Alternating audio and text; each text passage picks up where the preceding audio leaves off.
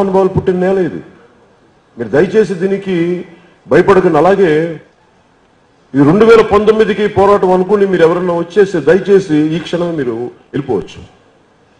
ఒక 25 సంవత్సరాల పోరాటానికి సిద్ధమై నాతో పాటు రావాల్సిందని కోరుకుంటున్నాను.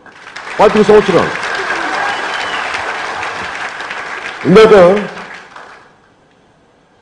ఇందాక నేను 2009లో పిఆర్పి పెట్టినప్పుడు ఫౌండర్ మెంబర్ నేను. దాంట్లో సిపిఎఫ్ పెట్టినప్పుడు ఆ రోజు నా చుట్టుపక్కల ఉన్న చాలా ధైర్యంగా పిల్లలు ఉన్నారు, యువకులే.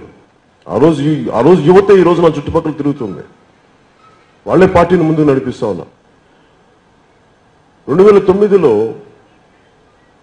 పిఆర్పి ఇబ్బంది పడాలి. ఎందుకంటే మనం ఖచ్చితంగా అర్థం చేసి ప్రతి ఒక్కరి మనసులో ఉంటుంది. నాకు మాట్లాడటం ఇష్టం ఉండదు అన్నిసార్లు, కానీ ఎందుకు మాట్లాడతానంటే దాని ప్రభావం ఇంకా ఉందని నాకు అర్థమవుతూ ఉంటుంది. మీరు అప్పుడెప్పుడో ఒకటి జరిగింది కదా అని చెప్పి ప్రతిసారి నేను సీతాదేవిలాగా శల్య పరీక్షలు చేస్తాను కుదరదు. అగ్ని పరీక్ష చేయమంటే కుదరదు. ఎన్నిసార్లు చేస్తాం అగ్ని పరీక్ష? ఇంతమంది దాడులు చేస్తా ఉంటే ఇంతమంది తట్టుకొని ఇన్ని సంవత్సరాలు రూపాయి పెట్టుబడి లేకుండా వచ్చాం. సొంత డబ్బును పెట్టుబడికి వచ్చాం. స్నేహితులు 10 మంది ఆదుకుంటే నిలబడుతున్నాం. అభిమానులు అండగా వచ్చాం. సో డబ్బులతోనే రాజకీయం లేదని ప్రూవ్ చేశాం.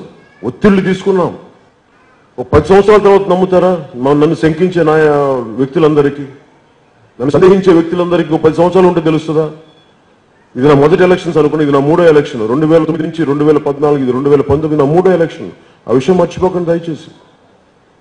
3 ఎలక్షన్లు సిద్ధమవుతున్నాం మేము. దెబ్బలు తిన్న ఓటమి లోతుల్లోకి వెళ్ళి బయటకు వచ్చాను పార్టీని. తాటి చెట్టు లోపలికి వెళ్ళిపోయింది 2009 తర్వాత. ఆ లోటును పూడ్చి ఇప్పుడు బయటకు వచ్చి బలంగా ఎదుగుతున్నాం. అంటే నా సహనం అర్థం చేసుకోండి, నా పోరాట పట్టుకుని అర్థం చేసుకోండి. నాకు ధైర్యం ఉంది. నేను ఎవరిని బలవంత పెట్టను, కన్విన్స్ చేయడానికి. మొన్న ఎవరు అడిగారు, మీరు కొంచెం మా ఇంటికి వచ్చి కన్విన్స్ చేస్తాను, అలా కన్విన్స్ చేయనమ్మా నేను చెప్పాను. మీ ఇంట్లో నేను కన్విన్స్ చేయడం ఏంటి? నా జన సైనికులు నేను కన్విన్స్ చేశాను, నమ్మి వచ్చారు నా జన సైనికులు. గుండెలు ఈరోజు చొక్కా చించుకొని వస్తున్నానంటే వాళ్ళ ఇంట్లో వాళ్ళకి వెళ్ళి చెప్పాను. మా జన సైనికులకి లేని నమ్మకం, జన సైనికుల నమ్మకం మీకెందుకు లేదు? నమ్మకం ఉంటేనే రండి నాతోటి. నేను ఎవరిని ఇబ్బంది పెట్టను. ఎందుకంటే నేను వచ్చింది మార్పు తీసుకురావడానికి వచ్చాను.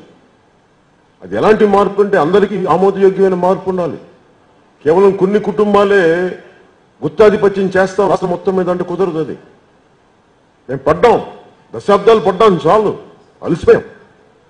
ఈ మార్పు రావాలని 10 సార్లు మీరు మాట్లాడుకొని ఆలోచించుకొని ఇళ్లలో కూడా వెళ్ళి వర్గాలకు అతీతంగా ఆలోచించండి ఏది మంచిదని. కేవలం కొన్ని కుటుంబాలు బాగుపడితే మిగతా కుటుంబాల వాళ్ళ కింద దాసోహం చేసి వాళ్ళ మోచేతి కింద నీళ్లు తాగుతాం. అలాంటి బతకాలంటే దయచేసి అందరూ అలా బతికండి. అలా బతికే ఇచ్చి చచ్చిపోవచ్చు కూడా. అలా కాకుండా ఇరు తిరగచ్చు, ధైర్యంగా గుండు తల ఎగిరేసి కూడా బతకచ్చు. మీకు ఏది నిర్ణయించుకున్నా మీరు నిర్ణయించుకోండి. పిరిగితనంతో మోచేతి నీళ్లు తాగుతా బతుకుదామా, లేదంటే తల ఉంచుకుని గుండె ఎగరేసుకుని ముందుకెళ్దాం అనేది జెండా పట్టుకొని అది మీరు ఆలోచించుకోండి. ఇవే ఉన్నాయి మనకి. నేనైతే రెండో దానికి వెళ్తాను. ఉంటాయి పోతే ప్రాణాలు. కానీ మార్పు అయితే తీసుకొచ్చి జర్నీకి వెళ్ళాలి అంటే నేను భయపడటానికి నేను ఉండను. ఇది ఆవేశంతో చెప్పకండి, అది కూడా చెప్తున్నాను, ఆలోచనతో చెప్పండి. కరెక్టే. నేనేంటంటే ఒక్క రోజుకి పెట్టకండి. ఎందుకంటే రోజు రాలేము, కానీ రోజు ఆలోచించగలం. మీరు బలంగా ఆలోచించండి. మార్పు రావాలని కోరుకోండి. ప్రతిరోజు పొద్దున్న లెగవగానే దేవుడికి దండం పెట్టుకుంటే మార్పు రావాలని కోరుకోండి. కులాలకి మతాలకి అతీతంగా మస్జిద్కి వెళ్తే వెళ్ళండి, అల్లాహ్ని అడగండి, మార్పు రావాలని కోరుకోండి.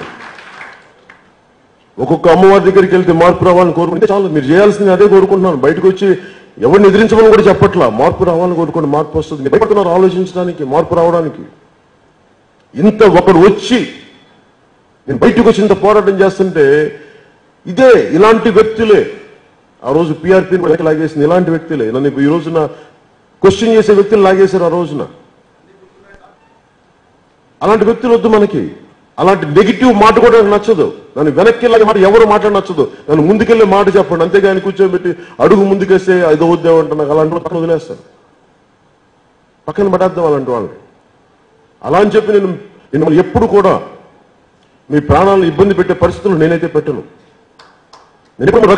నేను ఓటమికి ఒకటి చెప్తున్నాను, నేను ఓడిపోవడానికైనా సిద్ధమే, కానీ మీ ప్రాణాలు పడగొట్టడానికి నేను సిద్ధం కాదు. అది మటు గుర్తుపెట్టాను. నాకు మీరు ముఖ్యం. ఒక ప్రాంతంలో నాకు మా జన సైనికుల ప్రాణాల ఓటు గెలుపు అంటే మీకు మీ ప్రాణాలు ముఖ్యం. నాకు ఓడిపోయినా పర్లేదు. అక్కడ నాకు ఇందాక నాయకులు ఒకటి చెప్తా ఉన్నాను, అక్కడ ఉన్న గ్రూప్ని ఎదుర్కోవాలి, బలమైన వ్యక్తి కావాలంటే మళ్ళీ అతను వచ్చి మన మీద ఎక్కితే ప్రయోజనం ఏంటి? అలాంటి వ్యక్తులు వద్దు నాకు. మా వాళ్ళు రక్షించుకునే వ్యక్తులు కావాలి, ధర్మానికి కట్టుబడ్డ వ్యక్తులు కావాలి. మేమున్నాం, నేను బతికున్నాను. నాకు వెనకంజి వేసే వ్యక్తిని కాదు, వివేకంతో నడిచే వ్యక్తిని, యోచన చేసే వ్యక్తిని. ఒక ఆలోచించానంటే 100 సంవత్సరాలు ఎట్లా ఉండాలని ఆలోచిస్తాను. నేను 10 సంవత్సరాలు ఎలా ఉంటుంది ఈ మాట మాట్లాడితే ఆలోచించే మాట్లాడతాను.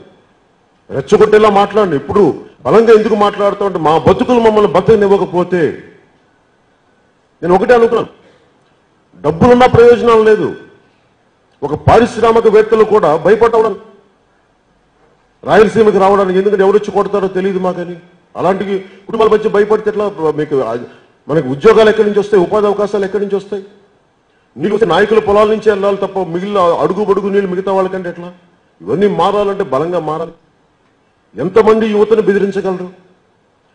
ఒకసారి చైతన్యం కానీ వచ్చింది అంటే, ఆలోచన స్ఫూర్తి వచ్చింది అంటే బలంగా మార్పు జరిగిపోతుంది. అలాగే నాయకులు రావాలనుకుంటున్న నాయకులు కూడా నేను ఒకటే చెప్తున్నాను, నా రిక్వెస్ట్ ఒకటే, ఒక అభిప్రాయాన్ని చాలా స్ఫుటంగా చెప్పడం నేర్చుకోండి, బలంగా ఖండించండి. వాళ్ళెవరో 100 ప్రైవేట్ సైని ఉన్నారు మనల్ని ఇబ్బంది పెడతారంటే అసలు అలాంటి వాళ్ళు నా దగ్గరికి రాకండి. నేను ధైర్యంగా ఉండే వ్యక్తి, నా దగ్గర పిరికి మంది వద్దు. నాకు 1,00,000 మంది పిరికి వాళ్ళు అవసరం లేదు. ఒక్క ధైర్యవంతుడు